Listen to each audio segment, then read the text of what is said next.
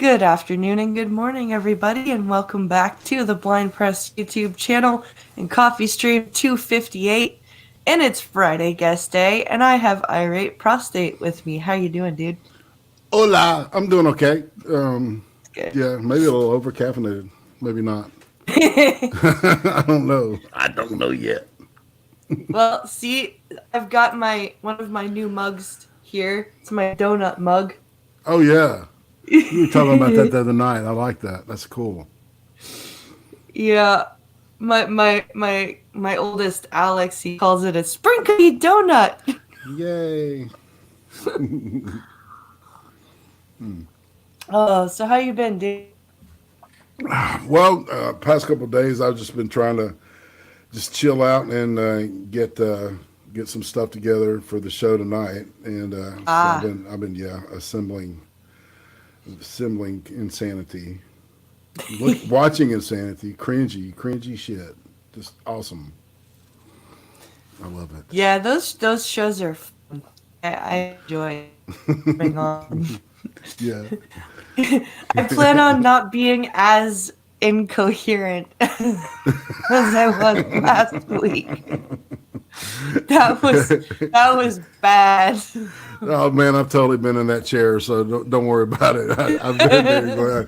I remember I went on the Lords of the Night one night, and I had just started taking my new quote medicine, Mm. and yeah, it was very potent, and I was just like, oh shit, I can't talk.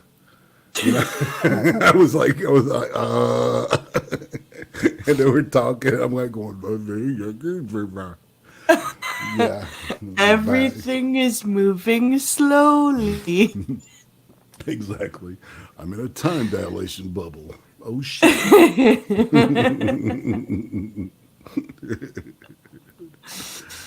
Oh, I've got I think something like 9 or 10 or 9 hours left of it. Oh I'm yeah. slogging through it. See, because I can't.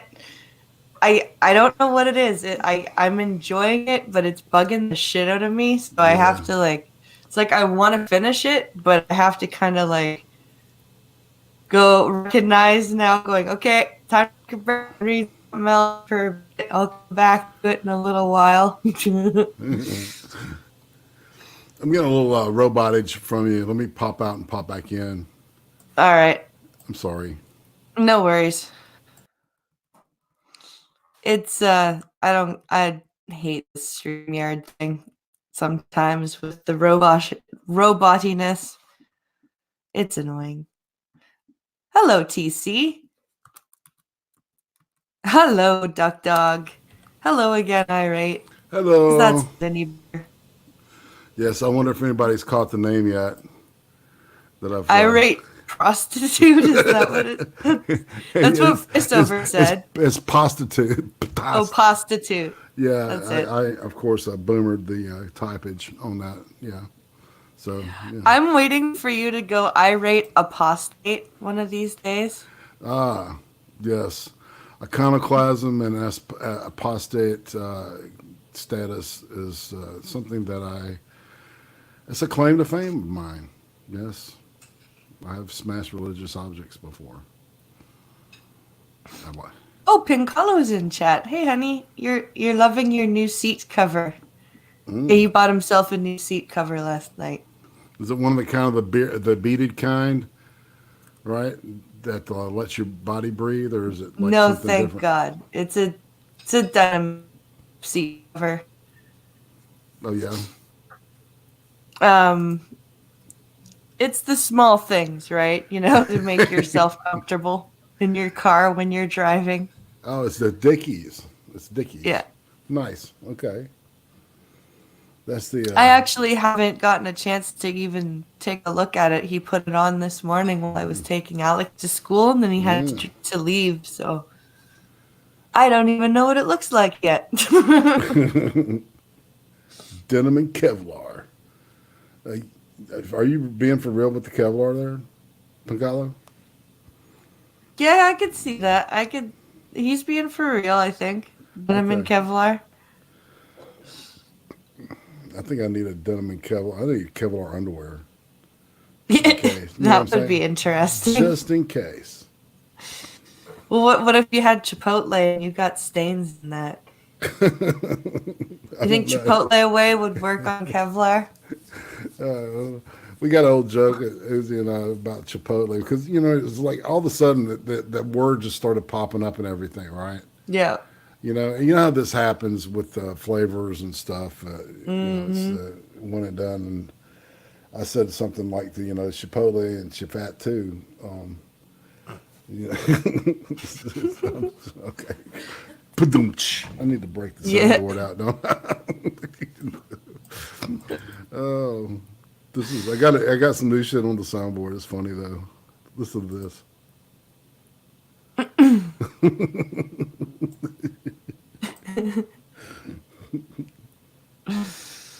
Uh, Oh, so what would you say if I told you that Sesame Street has decided it's a good idea to have a Muppet whose mother is a druggie?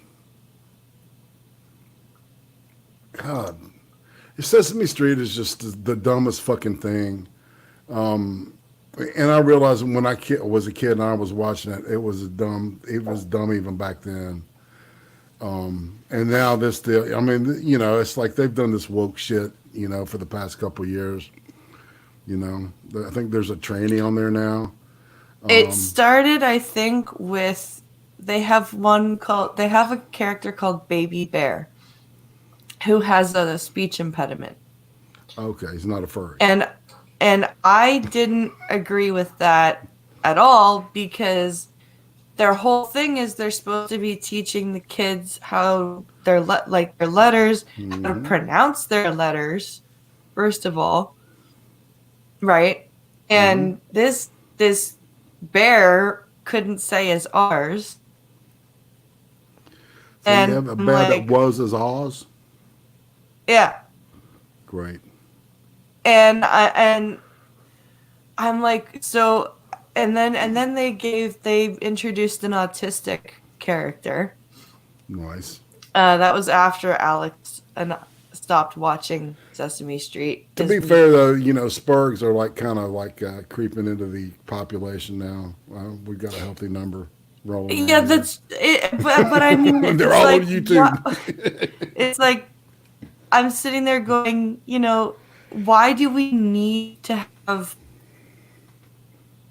Why do we need this? Like, and Mm, now we've got a Muppet whose mom's a junkie. Like, what? Why? Like, that's why do we retarded need to be shit. introducing children to that? I don't know. There's a political bent behind this too, Mm. right? With the quote opioid crisis. Do you know that it's an interesting question, and I looked it up. Do you know the difference between an opioid and an opiate? No. An opiate is a direct derivative from the opium poppy, right? So at Hmm. some point, you can make all the way. You can make heroin, if you got enough opium, and opioids are synthetic. That's the only difference. And they manipulate like codone, hydrocodone, and oxycodone are manipulations of the codeine molecule. No. Yeah. So and that shit is highly addictive. So we got a Muppet whose mom's a junkie. It's like do we know the Muppet's name yet? I need to look it up here. Let me see if I. I see. I don't have an issue with an autistic Muppet either, but I just don't. I don't feel the need to like. If you're gonna have disabilities represented, why are you not representing with more? Like, Yeah, I don't understand. it's retarded. It's the whole idea behind placating planks and the intersectionality tapestry weave. New Muppet. Yeah, So what is this Muppet going to complain about mommy seeing all these uncles and to make money to buy her to buy her heroin because her script ran out 3 weeks ago, 3 days after she got it. Like, I don't know how they're gonna, like, how do they talk about this without, let's see if I can see if there's an article here. No, I don't want a YouTube video. I just want a fucking article, damn you. It's like, come on, man. YouTube. It probably heard me say YouTube, and now it's like trying to fuck with you. Here we go. Here's a Sesame Street to tackle opioid crisis, because that's something that should be their job. My mom's been going through a tough time. She has what's called a grown-up problem. And what's they're called? Greenford Carly? Greenford? Yeah, Greenford. Oh, Greenford. So she's got green fur and her name's Carly. So she's green. Her name is Carly. So and is her she mom has a grown-up problem. Is she a trick baby? I'm sorry, man, but the prostitute jokes just roll right after that shit. Do you know what I'm saying?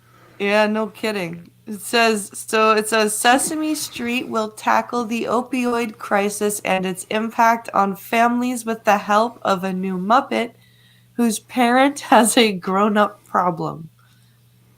Earlier this year, Sesame Street introduced the green-furred character named Carly to its voiceover went by really quick. To its free online program. Oh, it has a free online thing? I didn't know that. Turn your parents in. It's the daughter of Elsker the Grouch. Oh, honey, that's good. So, and it's called Sesame Street and Communities is the free online program, I guess is. Yeah. Okay. With the 6-year-old Muppet moving in with a foster family for unspecified reason. The Today Show reports that the next chapter in Carly's storyline will reveal that the Muppet's mother went away for a while, as Elmer puts it, in order to fight her addiction. Or Elmo puts it. Did they say Elmer or Elmo? Did they mispronounce it? Oh no, they didn't. Okay. Let's see. My mom's been going through a tough time, Carly says in one scene. She has what's called a grown-up problem, and grown-up problems need grown-ups to help fix the problem, so my mom had to go away for a little while. Could you guys... Okay, so they're being as vague as possible. So they may as well not even be doing this because...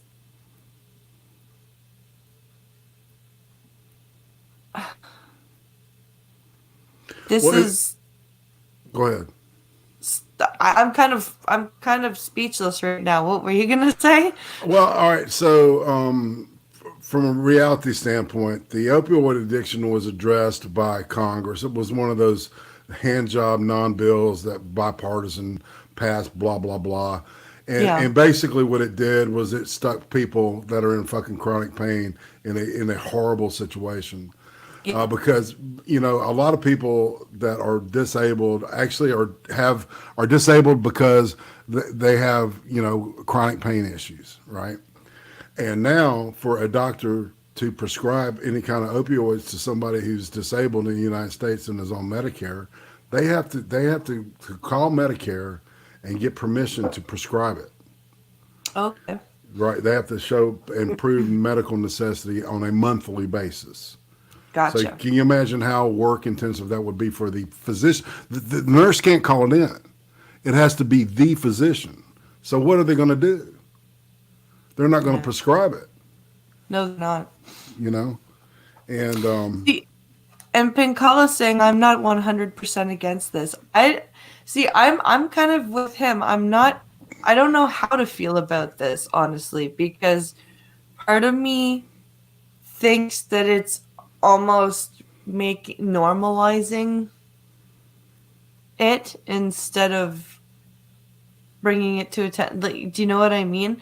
yeah, It well, but on the other hand, there are, as you said, because of the fact that it's so work intensive for the physicians that a lot of people aren't getting prescribed what they need, so they end up turning to the street, or right? herbal or alternative Oh, methods, yeah. you know. Um, Um, what some are like placebos and they don't work. And if yeah. you have genuine pain, it's not going to treat you. No. Um, but I mean, if they're going to do that, why didn't they start? Why didn't they do the most common addiction that there is alcohol? Mm. You know, mommy's laid out drunk. She's on the couch. I think she may be dead. I'm afraid. I actually I worked with somebody that had that issue. They thought their mom was dead for half a day because she was passed out on the couch. I mean, that's what kids are really dealing with, you know. Yeah. You know, you know, flyover quote flyover America. The opioid crisis is still it's a crisis because that's the way you know Purdue Pharmaceutical marketed the hell out of those time released meds. Mm. And, you know, with OxyContin at first, which is OxyContin is like just oxycodone in a high dose that releases on a gradual basis, right? Okay. And the early versions that they made it of it, you could just crush it up and shoot it all at the same time, Wow. right? Right. Or you could chew it and get the full effect of all of the, you know, instead of having to wait for it to dissolve in your digestive system and release that way. Gotcha. Yeah. And of course, you know, and the withdrawal from that is horrible. You feel like you're going to vomit. You have these violent heaves. It's very painful. You're not going to die, You feel funny like enough, it. but you feel like you're going to die. It's You horrible. wish you were. Everything You- smells and tastes horrible. You yeah. know, I mean, that shit affects every part of your brain. You know, we have opiate receptors in our brain for a reason. You know, how does LP know all this stuff? Goat man, good question you may ask. I worked in the psych and addiction field for quite a while, and I'm a recovering alcoholic myself, and I may have had an issue with opiates in the past, or opioids, excuse me. I don't want to get it wrong.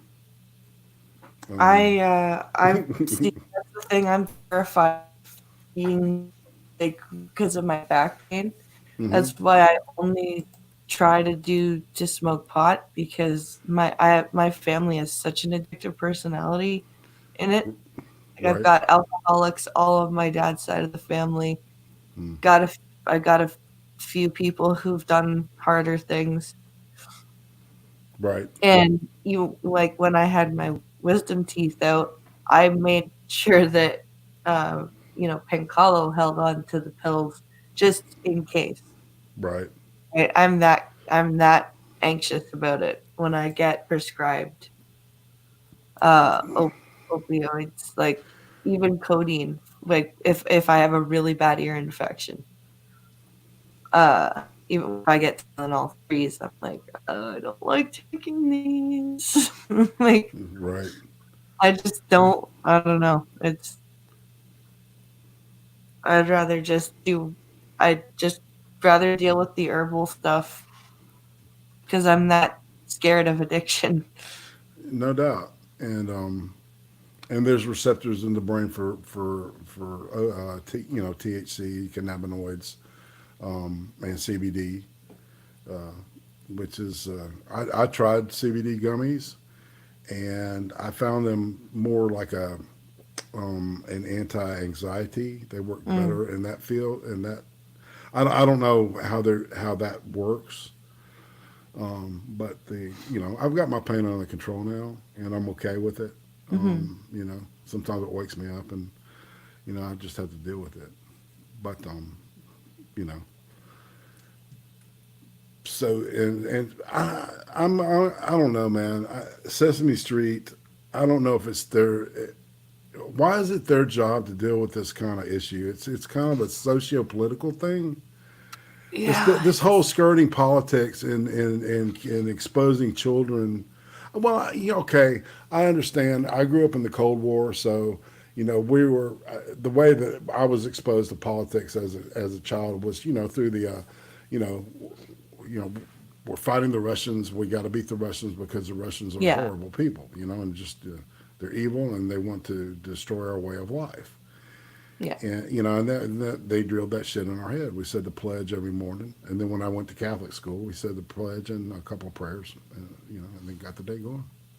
And then, I mean, how many movies were you Hmm. guys bombarded with Yeah, that, depicted the Russians as always the villains? yeah, yeah, exactly. Um, and I mean, like, I understand that because of what Sesame Street is, that there's going to be, the autistic Muppet. Or, I think maybe it would be cool if they had, a Muppet in a wheelchair or something like that, maybe. Yeah. Or maybe a deaf Muppet. Uh, Um, I thought they already had like a wheelchair Muppet. I Huh. don't know. They Huh. might. Hold I on, haven't I'm gonna look watched up. Sesame Street in Yeah, exactly. forever. I'm putting in Muppets with disabilities. We don't have cable anymore, and Man, you have to be you have to either be buying or paying cable to get the channel called Treehouse here, which has Sesame Street on it, mm. or you have to go to the PBS thing, but I don't think that's available here. Okay, so there's Blind Muppets, Aristotle on Well, that's Sesame new. Street, Blind Pew, Muppet Treasure Blind Island. These Pew. are these must have been in the movies, right? Yeah. And then Skippy, the bear in the big blue house. Deafness, Linda, Sesame Street. I think she was Okay. one of the people. Yeah. Left Door Knocker, uh, Labyrinth. Let's see, Lois, Bear in the Big House, Pops, The Muppet Show, The World's Oldest Fraggle, Fraggle Rock. So yeah, because it would be deaf because of rock and roll. That makes sense. Old Fozziwig, Muppet Christmas Carol. So wheelchair users, Ethel Phillips and Dinosaurs, Noddle, Oh, Five. Lindsay says they had children on the show in wheelchairs, and then they did Mm, a um, sketch featuring blind children doing their daily routine. And yeah. I know that they had a segment about guide dogs. That Mm, one I know. They had a segment about guide dogs. So, I mean, I understand that that's a thing that's going to happen. And I think in part that it's a good thing to teach kids about differences, right? mm. So that they're aware of them. But where's the line? Like, where do you draw the line between education and starting to just pile it on a bit too much Mm. and kind of over informing, if that makes any sense. Right. Making it like kind of like A, formulaic, and B, just like why are we doing this? Like, and I Overkill. mean, Sesame Seed's geared towards toddlers, right? So even if a toddler is watching Sesame Street whose parents are addicted, do you think the toddler's gonna know that? No, No. no. The kid is gonna. Well, I mean, there was a story the other day where the kid had taken mommy's pills and died. Yeah. Yeah. I could understand doing something like this for Right. like if there was an older like a show geared towards like maybe 6, 7, 8 year olds who could understand that something's not quite right with mom or dad. Right. I mean, dealing with depression. I mean, mental Yeah. illness. That would be, I think, more. Have more gravity Yeah. and help more people because why is mommy sad all the time? Is it because of me? Right. Well, that's that. I even have trouble explaining to Alex why I have to take medicine every day. Mm-hmm. Because he's every day around 8 o'clock in the morning. He's like, "Mommy, can I have this?" And I'm like, "Yep, just after I take my medicine." And he goes, "Why do you have to take your medicine?" And it's like, well, how do you explain to a 5-year-old that without it, I can get very sad because how do you tell them that without them going, well, why? And then you go, I don't know, right? Right. Because you don't know, really. Well, chronic pain is like a baby in the back of your head screaming, right? And Yeah. all any kind of medicine can do really is just turn the volume down of that, and I don't know. I can be a cranky son of a bitch sometimes. If I'm achy and stuff, and just somebody says something the wrong way or looks at me wrong, I'm just like, God damn it. It's and it's really put a lot of people in a bind. The whole opioid thing, it was an Yeah, it has. overreaction politically. It was just like I said, it was. I call them political hand jobs because it's like, oh, look what we're doing. We're doing something, and we're doing it together. But it's nothing. It really doesn't affect the country. It's not running the. They would rather. These people work the hardest working people to not work, besides some YouTubers I've seen. Okay. They put in, the politicians. I'm just, they just piss me off. After, well, I don't know what, 20 years of seeing the same shit over and over and over and over and over again, and them getting nothing done. Yeah. Yeah. Yeah, Lindsay says my mom suffers from depression. I saw her in a depressive episode when I was a kid, and I still didn't understand why she was crying when I asked her and when she told me why. Right. Like Alex will sometimes see that. Like I try not to let him see it, but sometimes he sees it and he goes, "You okay, mommy?" And I just go, "I will be." Right. Hi. Hey. Half a second. I need to correct something for me. Okay. Sesame Street is geared toward 5, 6, 7, 8-year-olds, which is the perfect demographic for this. Ah. That's why I said I don't disagree with this 100%. The fact is that this is something that needed to be addressed. A lot of things needed to be. Sinatra brought it best. Sinatra's had 7 people he knows die from this shit. Yeah. We've had people we know die from this shit. Yeah. The fact that it's being addressed the way it is, I'm not 100% against that. You have to look at how they're addressing it. The same way they brought in Oscar the Grouch, the same way they brought in Linda. If it wasn't for Linda, a lot of people wouldn't understand how the deaf are. Yeah. There's a lot of things. Like they've been doing this since they began. They've been bringing in basically a disability a year. They've always done this. For people to look at it and go, "Oh, it's horrible," is kind of a little bit wrong. Like look at Cambridge. Yeah. Okay, I'm about to go down there. I have to watch where I step because I will step on a fucking needle. That's true. That's how bad the opioid crisis is here. They get 3 days in rehab, then they go to a halfway house. Yeah. Treat them and treat them. Have a great night. Yeah. I don't think it's a horrible thing that they're doing this. I just don't know if it sounds like it I don't know how to sound, like, it sounds vague the way that they're describing it. But Okay, when but they're the way you described it, though, that line you said in the newspaper, that was you even said it was vague the way they are. You know, it's mommy, it's adult problems. Yeah. That's the proper way. No, that's true. I learned a lot of things from Sesame Street, especially when they started introducing the gay stuff in, I'd say, 92 is when I started first seeing the stuff trying to show up about the acceptance stuff and all of that. Yeah. Mm. And I remember Sesame Street, a dude gave birth to a fucking elbow. Okay? Wait, what? Yeah. Lindsay might remember that one. Somebody gave birth to a sailboat? That's weird. I'm trying to imagine this, and it's not. They were trying to explain how, you should feel and have empathy towards the pregnancy, towards all of that kind of a thing. I understand. I'm just trying to imagine. It's hard to imagine. It still bothers me to this day. And Yeah, but I mean, the other dude that was sitting there had a submarine sandwich pulled out of his ass. all right. This is the same demo that Queer Kid stuff aims at. All right, how does Pancala feel about that?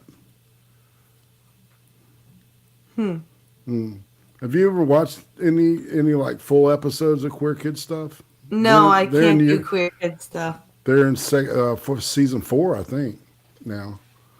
And it's been a gradual. It's interesting, man. It's terrifying and interesting at the same time. But it's the same demo. It's 3 to 7 years old is her target audience, and I'm like, holy shit. Because they talk about things like the first season talked about consent, things like that, and that was terrifying to me. Yeah, to talk about, like, because there's a difference between educating your kids about, hey, don't, when random people or if random people want you to go with them, don't do that, right? Right. And just starting to talk to them about things like sexual consent beyond the fact of nobody should be touching you except, mommy and daddy to help you clean up. Right. Right? Like, that's it. That's all that 3 to 7 year olds need to know. Right. Nobody but mommy and daddy and you should be touching yourself except to help you clean up. Right? Like, that's that. How hard is that? It's not hard at all. I don't. We'll even extend that to, grandma and grandpa if they're watching you sometimes. Well, but I mean, like, you don't have to go in and start explaining to them about, what it means to have sex and what it means to consent to having sex and what it like just no. Well, and what about people that are bisexuals who love both men and women? That was the definition. Yeah. And I'm like, hold on. All right, I love my mommy and my daddy. Mm-hmm. Does that make me bisexual? Right? Yeah. Like, that is a totally kid thing to think too. Like, exactly. The kid could totally think that. Right. And the way that the vagueness of it kind of is geared towards that internalized, between the ages of 3 and 7, kids are comparing themselves a lot. They're trying to find their identity, and it's usually through the family unit. And what this is, because of the disillusion of the family in the past, 40, 45 years, there's the television, or now YouTube, I guess, has become, like a surrogate parent for a lot of kids, and that's scary. That scares the shit out of me. That kind of stuff. The whole thing you were talking about I was thinking that if I were a parent of 2 small kids, I think the stuff in that book would probably fuck with me too. I just came across one of the like, because there's 2 groups of kids in that book, right? Right. There's the kids that fight it, right, and then there's the bullies, right, that it kind of uses, right? And then one of them there's actually a flashback that I just came across. When he's 5 in the flashback. He's Alex's age. Fucking suffocate his baby brother. And it's like, dude, fucking Stephen King. Like, really? do you have to be like, you can be a horror writer and a shock writer without being like real, like, Yeah. and I'm just sitting there going, dude, aren't you a parent? Weren't you a parent yourself Yeah. when you were writing this shit? Yes. Like, I Well, understand that you were an addict and an alcoholic and whatever, dude, but weren't you a fucking parent? yeah, well, I Like, mean, there was what the Cujo, fuck, dude? Cujo, and Pet Cemetery. You know, those are both Yeah. about. The greatest fear of a parent is the loss of the child, right? Yeah. And so that's Pet Cemetery touches into that in a very, in a very creative and very touching way, Yeah. emotionally. But the it thing, I think he was just really in a dark place, and You can tell because it's just like, fuck, dude. What? Why? There's no reason to be like. It's almost like he's being. It's almost like when he was writing. Like, I've been hearing that he was just kind of blacked out when he wrote a lot of it. yeah, And you can kind of tell because it's almost like he's needing to exercise something that is inside him. yeah. And it's just so cruel, like just cruel. It's just cruelty on paper. It's wow, dude, what the fuck is wrong with you? Yeah. Well, I noticed, when the Dead Zone, Firestarter, and Christine. I think Christine is the last book that I read by him. Really, because I was just starting to see this, like, he's just writing shit to make movies now, right? And at that point, I was in this artistic, like, don't whore yourself out, be true to your art, blah blah blah. Yeah. And in retrospect, I would like, make every penny you can off your shit because, it's yours. I get it now. But back then, I was just like, the whole idea of his writing just got away from me, to be honest. Yeah. And I went into, other places like, Lovecraft and stuff. I went to the sources, his influences, Poe, Lovecraft, things like that. Good writing. Ambrose Bierce, good stuff. I can never remember the Chambers, the guy that wrote the unfinished play with the Yellow King in it, and Carcosa and shit. But that's a weird story. Yeah. No, I think I'm going to finish it, and then I'm probably not going to read it again.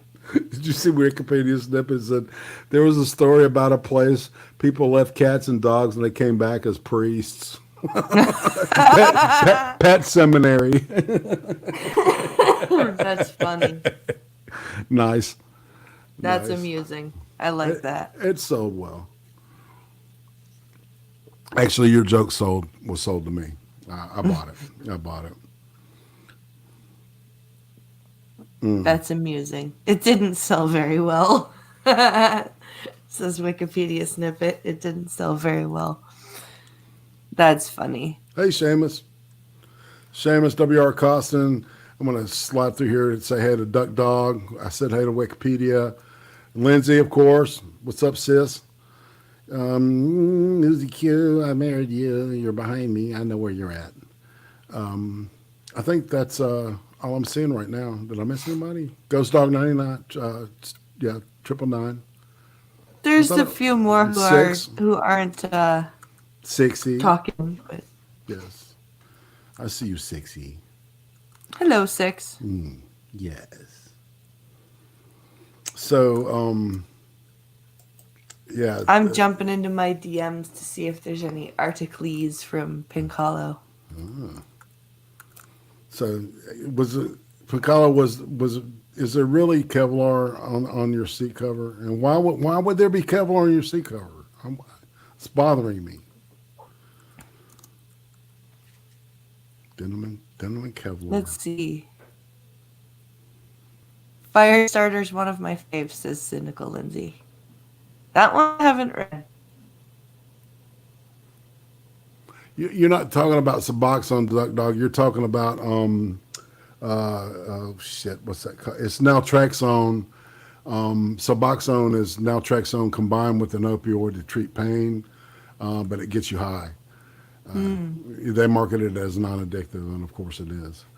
But it's not Suboxone.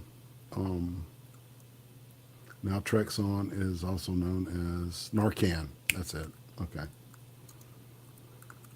Yeah, I'm a walking PDR. So if you've got a pill you don't know what it is, I can probably tell you what it is. Oh, back in the day. Oh, shit. Yeah, I did my share, and probably your share too, BP. Oh, probably. Mm-hmm. Everyone's done my share. Mm. So somebody, some wonderful parents and educators in Toronto have decided that they are still going to use the children to try and get more things for the teachers union. There was supposed to be they were threatening to strike. The whole teachers union in Ontario was threatening to strike, as they always do around election time. Right. Because for the past 20 years or so, the Liberal governments have basically given teachers whatever they want. And the Conservative government in Ontario has been forced to make a lot of cuts. Basically because, well, they're trying to recover us from being spent into the ground. So, they avoided a strike. The provincial union avoided a strike. However, there were still talks of strikes in certain districts and regions, and apparently in Toronto, some parents and teachers decided that they were going to go in a walking demonstration. So they took their kids out of school for no apparent reason. So this article is about that. Pincalo sent it to me. It says walking demonstrations were held across Ontario this morning. So this was yesterday. To protest the province's cuts to education. Well, they wouldn't have to be cuts if you guys hadn't clamored for basically a diamond-plated house. Costin says this demonstrates why we need competition in the education sector. Yes, it does. Let's see. Parents, students, and education workers in Toronto joined rallies at various locations across the city, including one protest outside Broadview Station, which is like a train station. Holding signs condemning the Ford government's cuts, which is the Ontario government. Participants trekked from the subway station to public schools in the area, recruiting along the way. I don't doubt. Really, this is a celebration of public education. We all know our children are our greatest investment, said Joy Archica, president of the Elementary Teachers of Toronto. So yeah, they're your investment. Let's pull them out of school to protest things. Okay, that's brilliant, brilliant logic for you there. what what do you think about children being used as pawns in union affairs? Irate prostate. Isn't that an amazing, amazing thing? Yeah, I mean, but it's not surprising, right? It's one of those things that they like to hide behind is children, No. right? It's everything's for the children. When we get down to it, we don't give a shit about children, really, do we? I mean, they're the N-words of the world, of the planet.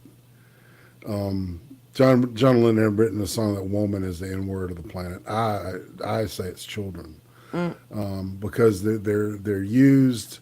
You see with Greta Thunberg and shit, man. Oh. It's like people. No, it's sad because really, we've been throwing money at the educational system, and the people are getting dumber. Yep. Something's broke. It is. It truly is. And I don't quite know what it is, but there's something that's just like, and it's just been, like you said, we've just been dumping money hand over fist into programs that I don't know what they've been doing. They certainly haven't been teaching anybody anything. You go to any retail store and nobody knows how to calculate the tax in their head anymore. No. Cash register will do that for them. Yeah, and that is like, and that's kind of like a litmus test I have. And kids don't know what I'm doing, but I'll get them to try to show me how to add and subtract things, because it's like, if you can't balance a checkbook without a calculator, holy shit, Yeah. you got issues, you got a problem there, because there may be a time when there's no batteries for those things. We got to prepare for harder, leaner times, people. The purveyor of doom over here. I don't know. I think it's sad. It was interesting. I was watching the show last night, and a guy said he's this crazy character that is interacting with this guy, and he said, "I wrote it in code. I wrote it backwards and in cursive, right?" And and I've been, this has kind of been a topic with me for a while, is that cursive's no longer being taught in school. No, it's not. Right. And so there's going to be a whole way for us old people, when we get really old and we start having to send each other like these encrypted notes, we'll do it in cursive and nobody can read the shit. So. Carry on that sentiment. The way that the way that younger people speak in fucking leet. People are gonna be able to just speak in a normal sentence to each other. No doubt. And millennials will be like, "What?" Yeah, or you end up sounding like this. Right? Did you hear that? No. Oh, you didn't? Oh, okay. Voiceover said something in my ear at the same time as you did. Because it's a bitch. That's the most annoying part about. I'll have a guest or something, or even I'll be on the phone with Pincalo and my phone will just, I'll get a notification and voiceover will just blah blah blah blah blah blah blah blah right over top of people. And it's like, shut the fuck up! I can't hear who I'm speaking to. And then you sound like a crazy person.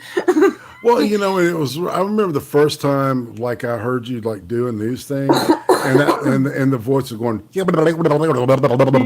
and you were like following it perfectly, man. I'm like going, God damn. It was impressive. It really is. Well, and I slow it down. Like, I have the voice on my computer slowed down a lot so that the audience can understand it. On my phone, it's about 30% faster. I'm sure. I'm It sure. Yeah, Let the me voice ask is you at this. 75. Sorry, All what's right, so that? you already had like this acute hearing. What about pregnancy? Did that pump pump it up a notch? It wasn't really physically, like there was no physical improvement, but I was much more aware of like myself, I Mm-hmm. guess. Right. Um, Especially very close to giving birth. I was very, very like especially with even with Alex, who was my first, I knew uh, even at the beginning of labor when I was arguing with myself and hadn't woken Pincalo up yet, there was a big part of my, like 75% of my brain that was going, okay, why are you waiting? You're in labor. And like 25% of me going, but I may not be, right? I'm not due yet. It's like, no, you idiot. Just That wasn't the polite Canadian in you, just like. no,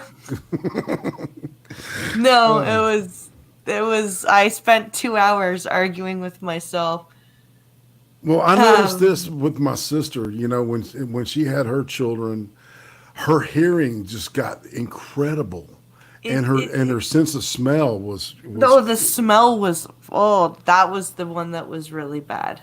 Like, really. yeah, most, like the things that I already didn't like the smell of were awful to me, but also things that I enjoyed the smell of Got better. really got me, like brewing coffee.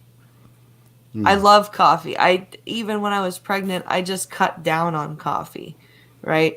Hmm. But the smell of it brewing when I was pregnant made me really, really sick. Oh wow. The smell of Pincalo cooking his eggs for breakfast made me really like made me feel sick. Yeah, Like that's even the smell of toasting bread. I was like, "Oh, that's gross." that's interesting. Isn't it? Was that your first trimester, or was that the whole pregnancy? It beef. Beef. I couldn't do beef without when I was pregnant with Alex. Your Yeah. sister ever have something that she could eat when she Oh was? God, there was a whole list of shit. I can't.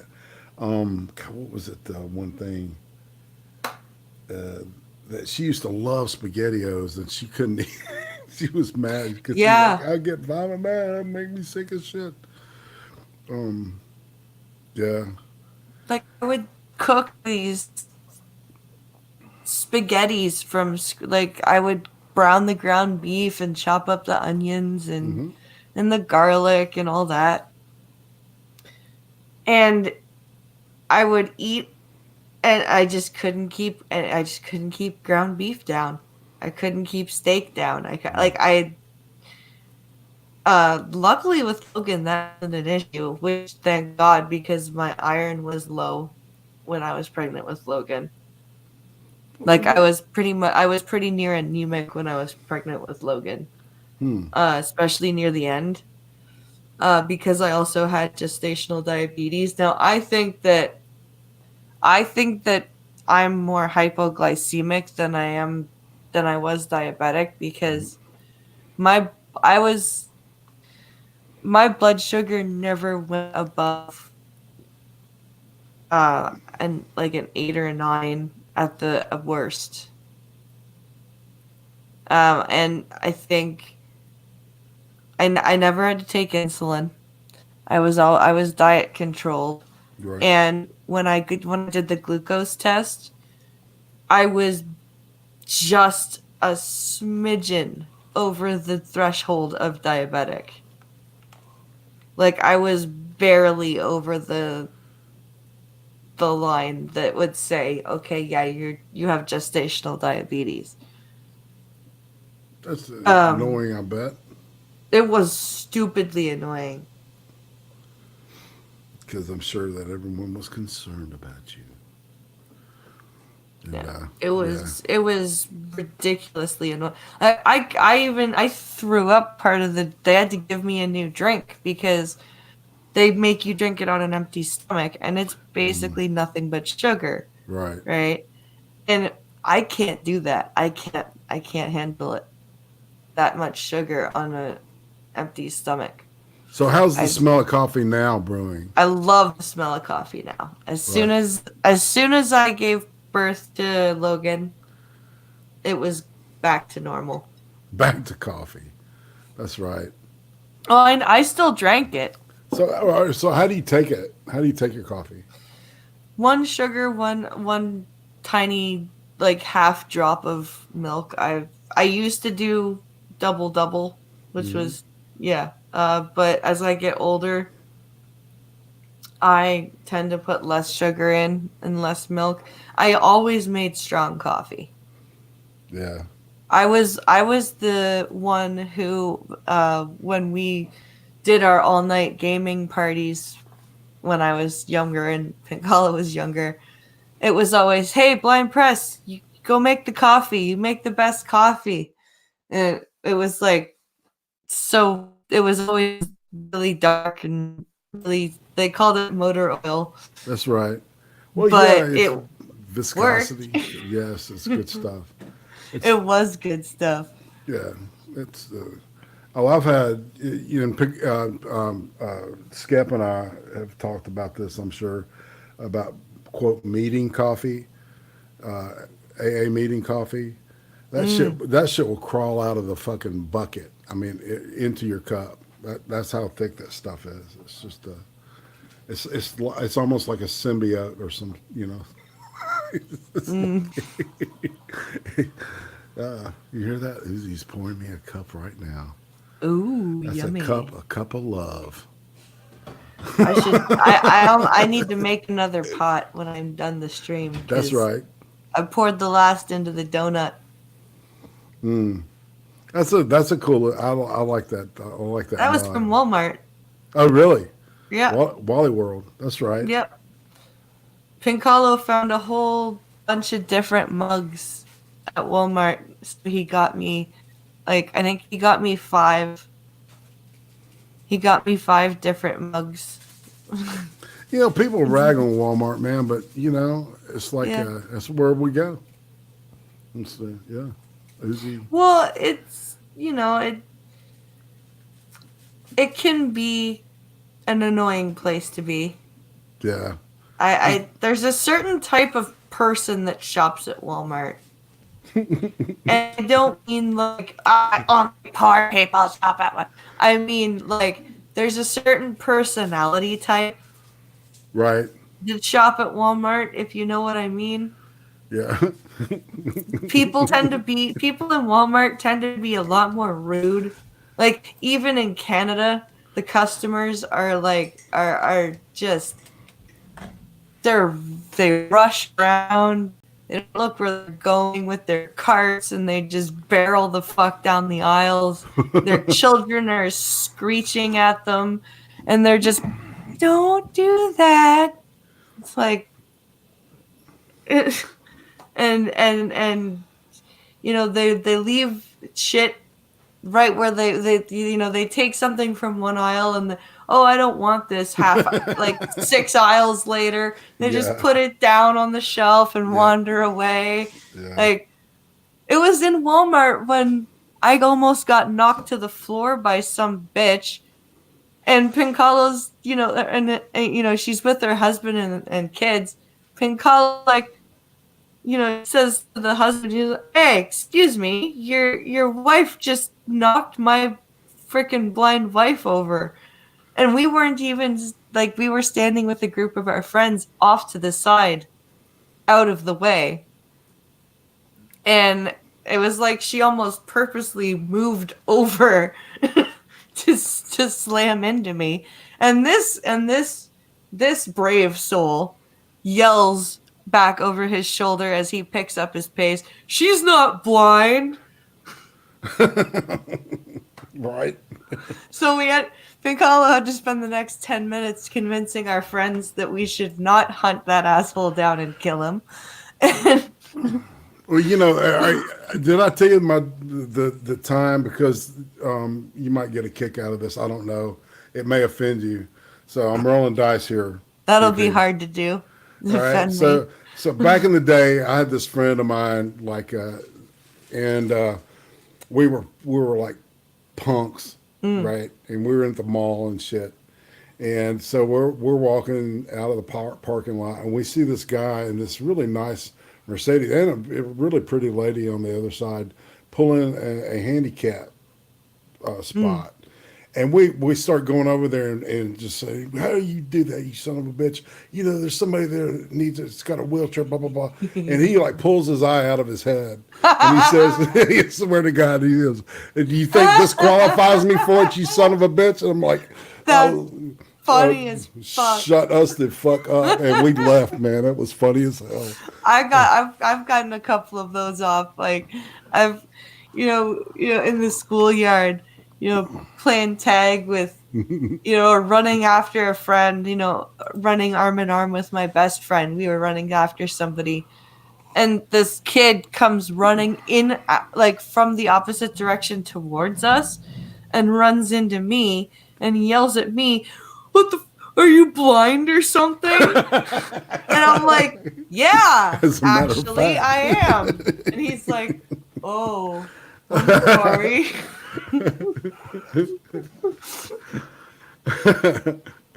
That's great. Well, I'm glad that didn't offend you, man, because it was like the whole situation was so cringy, embarrassing. It was fun. It's hilarious in retrospect, because we were so just self-righteous assholes. And that was back in my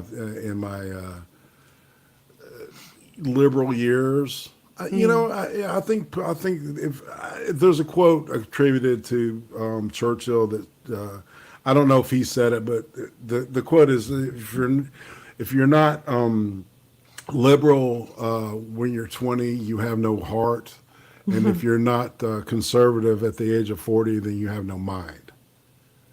Yeah, it's a good point.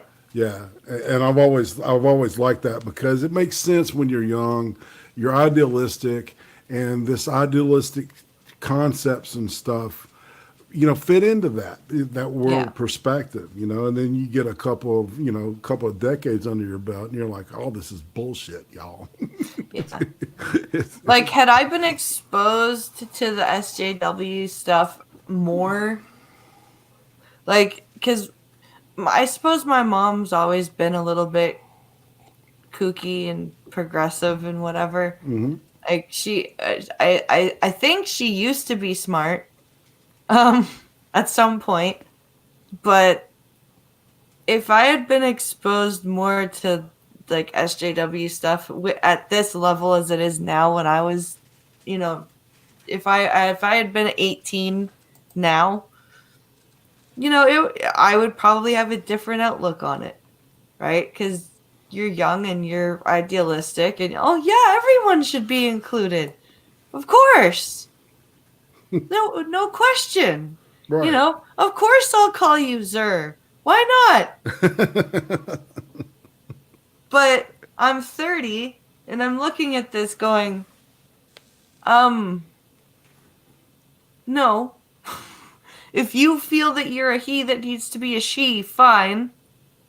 Yeah. But Zer, no, just no. Well, and I think, in retrospect, people need to be reminded that the whole deal behind that was, the mandatory usage of that language and the whole tribunal thing up there, man.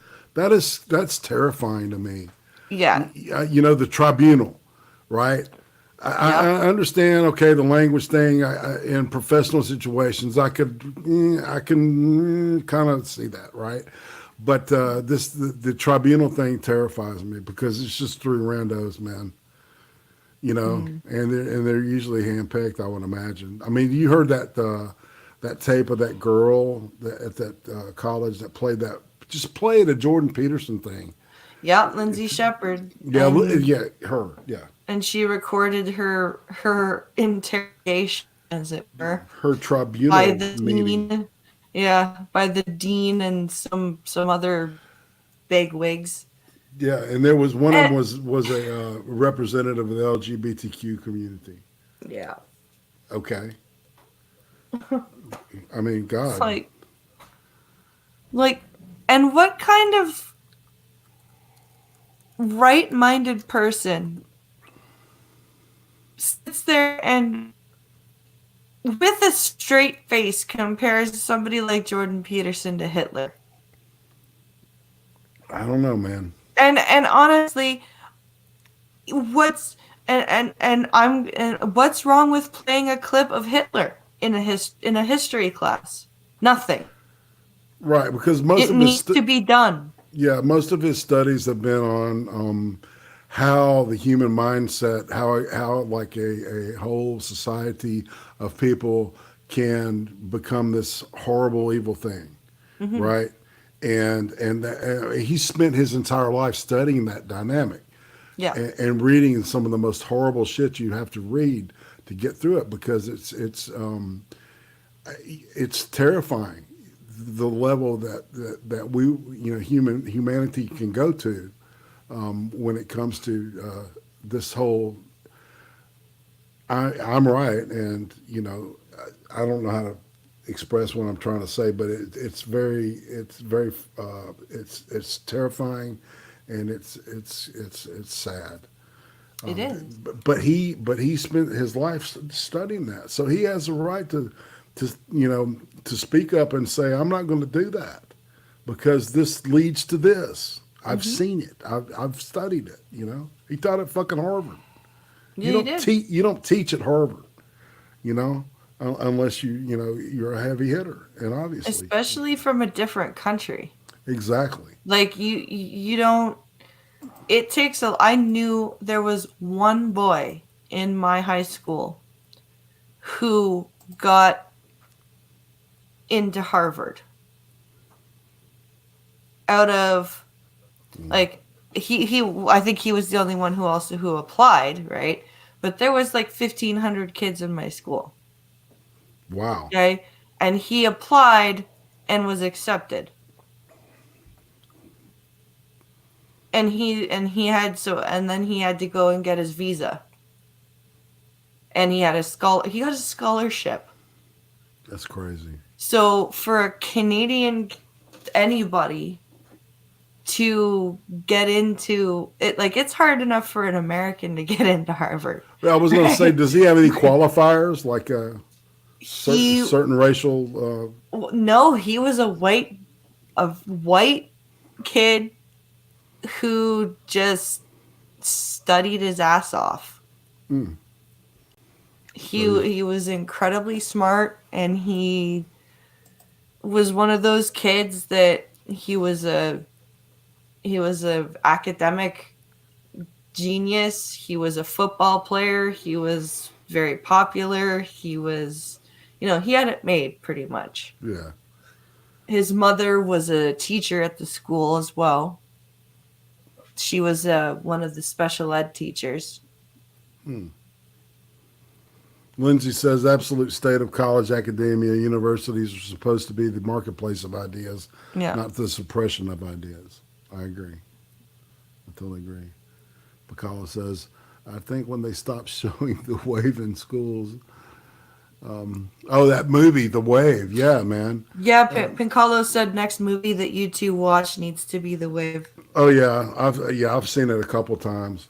Dude, I tell you another movie we need to see is called The Lives of Others, and it's the true depiction of a Stasi agent who literally would listen in to conversations of his neighbors and shit. There was always a Stasi member within every building, like on pretty much every floor. The gathering information on possible subversives, I guess would be the term. Yeah, they didn't play East Germany. They adopted the Gestapo's methods, and they actually helped the KGB with some of that stuff, the record keeping. And so when the the wall fell. There was a warehouse full of of mail sacks full of notes on people. Wow. I mean, yeah, it was like thousands and thousands of these sacks. That's insane. Yeah, and that movie is incredible, man. It's really good. It's really good stuff. Uh, but You know what movie is hard to watch is and my history teacher made us watch it. Was Nuremberg. mm, He when we finished our World War II unit right, and we finished talking about the trials, he has sat us down and he's like, okay, now I'm going to show you a movie, and it's not going to be a pleasant movie, and you're not going to want to watch it, but we're going to watch it because you need to. mm, And he's like, and by the end of it, you're going to hate humanity for a while, and I'm sorry, but you guys need to watch this so that things like this never happen again. Because I had a kick-ass history teacher, and there needs to be more like him, but there aren't. yeah. Yeah, yeah, you can tell. I always tell the good teachers are the ones that just love what they're doing, Yeah. and they're excited about it. I mean, shit, man. I might have been good at geometry had I had a teacher that was excited about it the first time. I flunked it the first time because the lady that taught it was just fucking boring. And then I had it when I took it again was in a different place in a different state and city, and that teacher was totally fired up about it, and I got it, man. The whole idea behind theorems and proofs, and the whole, it's like logic, right? Yeah. So yeah, I really got into that. I don't, I just it didn't. Teachers, education system really needs to be overhauled, and it really needs to be reevaluated as to what we pay them. The teachers, I think if you've got a really good teacher, if they're really good at something, they're going to go where the money is. So I think you have to be competitive that way. If you actually really want your kids to be smart, if you just want to just feed them oatmeal, unsweetened, unflavored oatmeal, then they're going to keep doing what they're doing. But Yeah.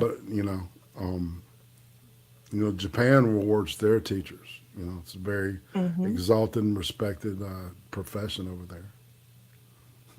As it should be. You shouldn't. The problem with us is that we've given teachers almost we've given parents seem to have given teachers they've pretty much said, okay, we don't want to do this, you do it, right? They've my kid doesn't listen to me, he'll be fine at school, right? You take care of him, and then when he comes home, I'll just give him a pop and put him in front of his Xbox, then he'll leave me alone. Maybe. Right? It's Right. that's what it seems like. It's Yeah. Well, I think that breakdown, discipline wise, is the family unit. I think that a good co-parenting approach to the discipline is very helpful with children. And if they don't get that, they're going to be unruly as shit, and they're just going to reflect the behavior they see yep. at home, right? And that way, you get rude kids that slap teachers and shit, because that's what they're seeing at home, and that's unacceptable. Because what if that happens to a good teacher, somebody that's really into what it's like. That one of the reasons, to be honest, BP, the reason I didn't get into teaching was because I was afraid. It's like, why does he want to be around kids?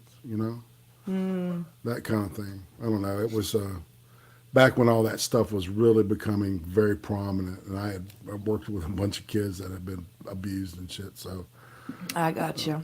yeah. I worked with teens for primarily for about 7 years. Um, so teens and young adults. I tried to convince my dad and his wife to foster older kids. Mm. And I got told that I just wanted a playmate. Oh wow. And I was like, but nobody wants those kids. No, you just want someone to play with. No, you really should think about adopting those kids. Like, you. No, you just want someone to play. Okay, fine, I'll shut up now. Right. Like, because it's true. Everybody wants the babies. Yeah. That that's an interesting phenomenon I've noticed too. Is that I think that some women just love babies. Well, that was my stepmother's Right. problem. Mm. She she had lots of fun playing with me until I hit double digits. And then I wasn't a baby anymore. Right. And then she started pestering my dad for babies. Mm-hmm. And then they adopted the two that they have, and then they turned double digits, and they just she pretty much gave them whatever they wanted, but she'd also treated them, like she treated me. If they didn't listen to her, she would just scream at them. It's she's just one of those women who just loves babies and doesn't want them to grow up. Right. Right. And Uzi and I knew somebody that was just like that. It was interesting because she had these children in a succession, and when one got to schooling age or whatever, she would have a baby to take care of, right? And then the other child would be at one parent or the other, right? She would bounce in between, and then she did that with the second one, and then she had a third baby, and so you had one kid at one place, one kid at another place, and the baby with the mama, right? That's crazy. Yeah, she's a nut job. I'll just say that, and um, you know, yeah, Lindsay, you're right. Lindsay says, I love talking about the 4-year-olds. I love talking to 4-year-olds who love learning about the world. It's so it's so wholesome. wholesome. Yeah, it is. Well, they're so happy about everything. Mm. Like, Alex's thing right now is, we're going to get a mega pumpkin, and Daddy's going to carve a dragon on it. Cool. And poor Piccolo's like, yeah, I'm going to try. I got to find a stencil. Because Alex is huge into dragons right now. Yeah, I love hearing kids laugh. Especially that toddler. Mm-hmm. The gut busting laugh there. Yep. Yeah, we got something we're going to wheel out tonight that's funny, and it's got a little baby just cracking the fuck up. I love laughing babies. Yeah, dude, it's great. It's therapeutic to It is. to me. Logan's he's growing out of being a baby. He's 2, right? But he still has that laugh. Right. That laugh that still reminds you of babies. Yeah. Yeah. Kids are awesome. They are. They are. Uzi and I have a phrase: "The kids are great, other people's." Yep. We're the aunt and uncle, so we get to give them back. I don't know. It was just not a fit for us. Yeah. And it's part of me. At times there's part of me that regrets not having put my genetic material out there for permanence. But there's a part of me that knows that I think that was the right decision that we made, just based on who we are personally, Yeah. personality-wise and stuff. I don't know. Maybe I'm selling myself short. I don't know. But Well, I knew when I was a teenager that I only wanted one kid, only one kid. And now that I have two, I'm like, I really, really do want a third one. But only, like, I don't want more than three. right? But I never thought I would want more than one when I was a teenager because I was 12 years older than all of the, like, my dad and my stepmom adopted it, uh, two biological siblings, but they were 12 and 14 years younger than me. Wow. And then my half sister is 12 years younger than me. And then my stepdad fucked off when she was 1. So I spent my teenage years basically around babies Right. and helping my mom raise my sister. And then my uncle, who I usually went to for summer vacation, had his kids late. So there was babies there. And I was like, I can't fucking escape babies. They're everywhere. Right? So I was like, if I have kids, I will only have one. And that's a big fucking if. That's what I used to say. That's a big fucking if. That's And great. of course, my parents would go, "Oh, thank God!" Right? Well, what's that old saying? If you want to make God laugh, tell him your plans, or something like that. Mm-hmm. Yeah. In other words, what we plan and what happens are two different things, I think. And yeah, that's cool though. So you want a third, huh? Yeah, I would like a third, but it's right now. It's just not going to happen. Which is right now. It's fine because Logan's 2, Alex is 5. You got time. Money is not, conducive to 3 children at the moment. Right. So, but in a perfect world, I would have 3, I think. Well, you're doing a great job with what you got. Your boys seem like they're really good and adjusted kids. I remember you talking about when I guess it was your oldest got hit in the head with a brick. Yeah, he got hit in it was a rock, like a rock that him and his friend were throwing rocks in the air and watching them come down. Yeah. See, that totally sounds like something I would do when I was that age, man. Yeah. And then he didn't get out of the way in time, and the rock came down on his head. It's gravity. Gravity, dude. Yeah, he discovered how gravity works. The hard way. But that's kind of, those kind of lessons you have to learn, and being, I don't know, man, being a boy, growing up a boy is different than being a girl. Yep. It's I think that ADD is way over diagnosed. I would agree with you. To be honest, I know on a professional level that I would say over 60% of the people that had been diagnosed ADD were not true ADD. They were just at a point where they were boys, right? Yeah.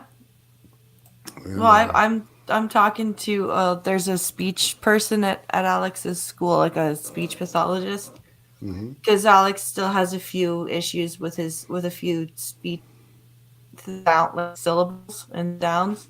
Mm-hmm.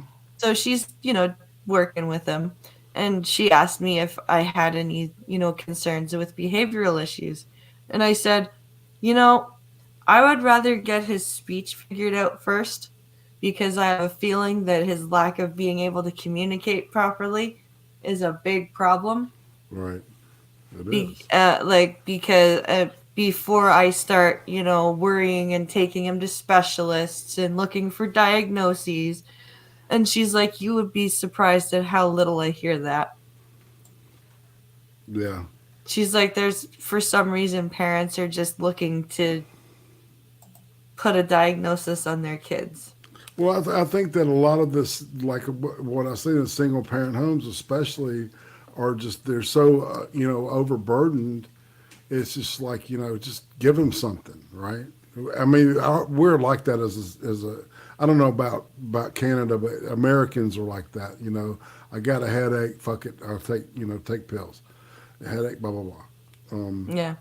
Instead of just Some of us are like that. yeah. Just want a quick fix. We want a quick fix to everything because we're in a hurry. Yeah. You know? It's, a lot, it happens a lot up here too, where, you just want the quick fix and instant gratification and Right.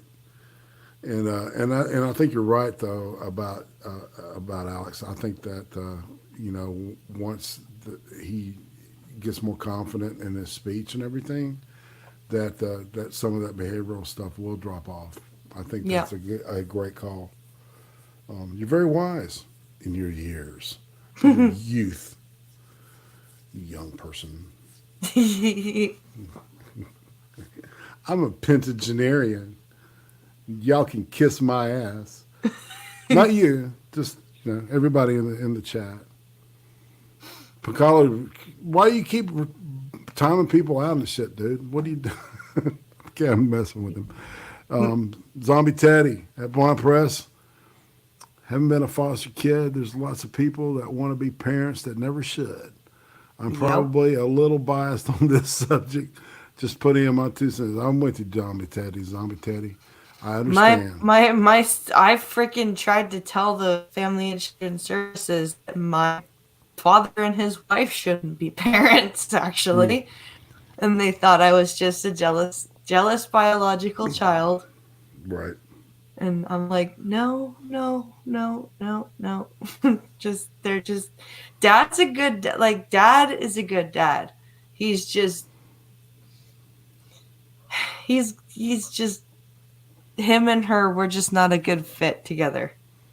Right. And I even at 11, I was like, these two people together are not good parents. Do not give them children. So, bad parenting combination. Yes. Because, when my dad was alone or, when me and dad were together, we had a blast. He introduced me to Anne McCaffrey and the Dragon Riders of Pern. He introduced me to the Evil Dead series. He read me ElfQuest comics when I was 5. Cool. He, me and him, I had a Braille copy of Fellowship of the Ring. He had his print copy. We would take turns reading to each other. But my stepmom was just, plop those kids in front of the TV, get on the telephone, and talk to my friends. And if the kids got too loud, I would scream at them. And, they were just a bad combination because dad was miserable with her, so he drank more. Right. And then when he drank more, he was withdrawn and played his video games more. Right. So you became more introverted. And pulled inside, and that's a man thing too. Yeah. Is to do that.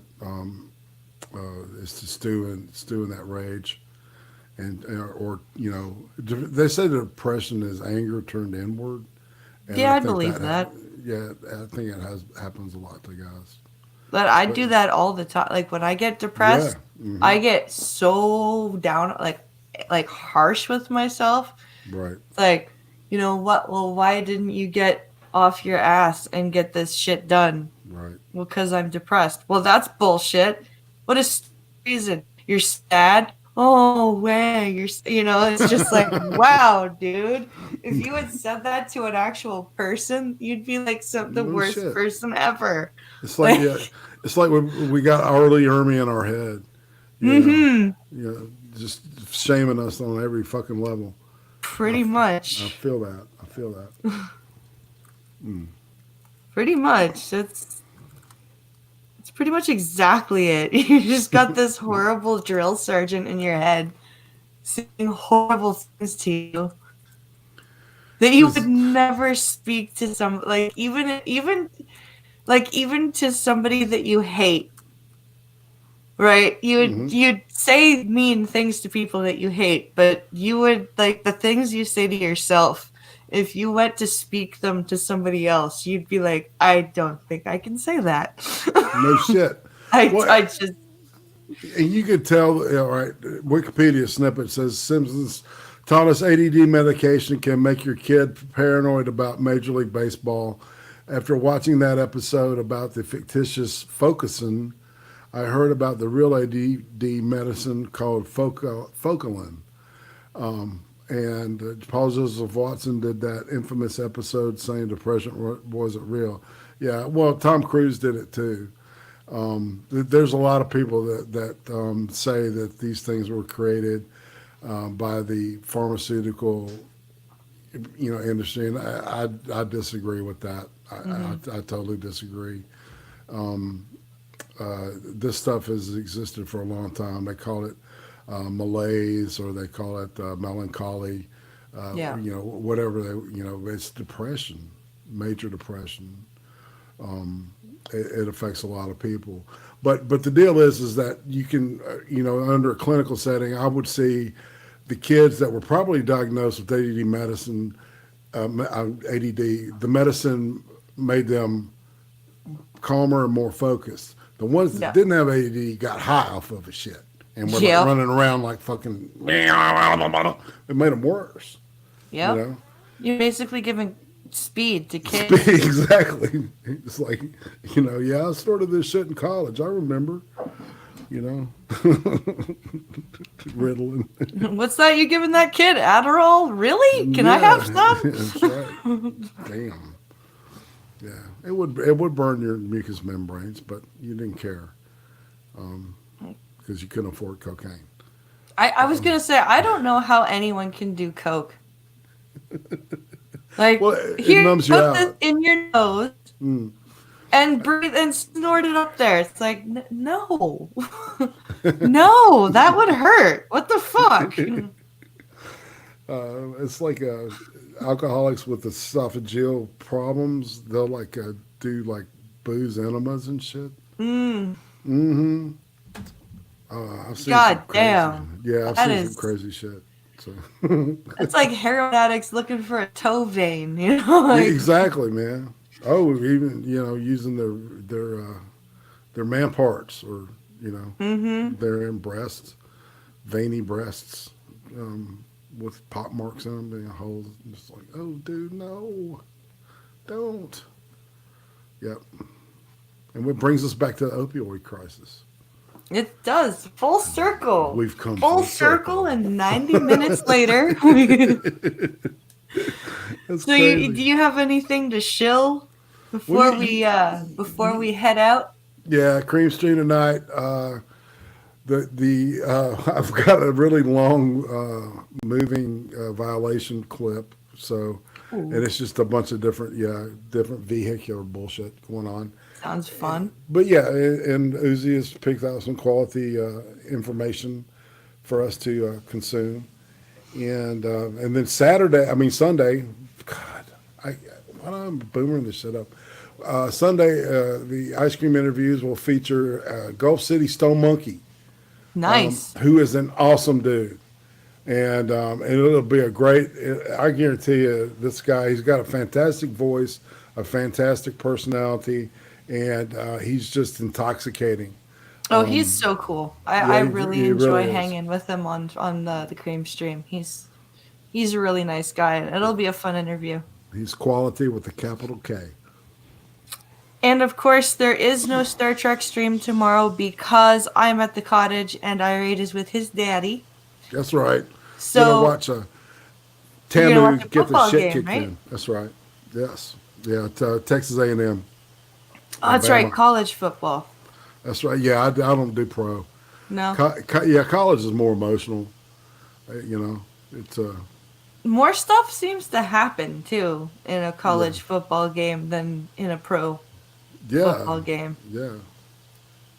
and I don't even watch football, but it seems to me that college level football seems to have more actual playing of You know, football. well, when I was one of those art fact snobs, Yeah. I hated football. I thought it was just for idiots. Any type of real the I think the my favorite sport back then was fencing. And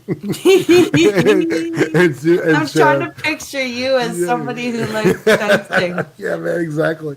Oh, it was like yeah, it's pretentious as fuck. That's that yeah. That's me. That's, that's awesome. What about you? What do you got coming up? So we are. I'm not sure if we're doing blind and special on Sunday. I don't think we'll be back time. Mm. Um, but there will be a coffee stream on Monday at the usual time. Well, I'll be torturing your chat. I'm hoping to get another Mortal Kombat video out because I was playing ranked matches the other night and I won one game against Terminator. He just been released on for Combat Pack, Mm. so I've got that clip to put up. Nice. Give me your Uh, claws and your motorcycle. it was me Nightwolf versus Terminator.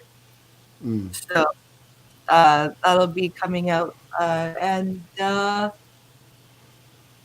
not sure who I'll have next Friday for a guest, but I will think of something.